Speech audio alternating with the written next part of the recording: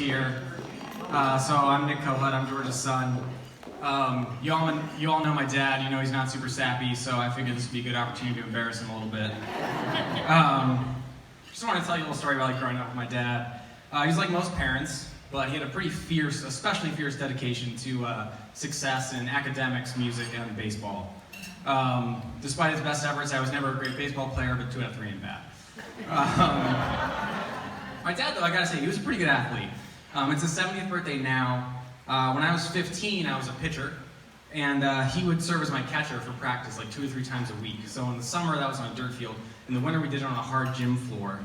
So he was crouching down all the time, and I wasn't exactly great Maddox with control. So kudos, Dad, to that, and I'm glad you still have both knees. I'm impressed. Of course, another area, as you guys know, is music. He was big on that. Played trumpet a lot in high school and in middle school, and he tried to teach me himself when I was about 12. And after seeing, my dad teach me, my mom said, "You got to get a private tutor for family harmony."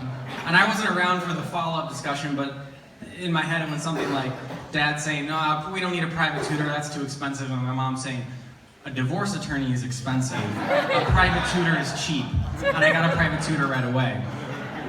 That's a joke, of course. I had 45 years of great marriage, so cheers to that. And then, of course, the last thing, most dedicated as an educator and for academics. As a kid, every morning my dad made me breakfast and brought me to the bus stop. I think for most parents, this would be a good opportunity to, what are you doing today? How are your friends? What's going on? For my dad, there were 3 topics of conversation that were allowed: vocab words, spelling words, and multiplication tables. He was the original Tiger Mom. Yeah.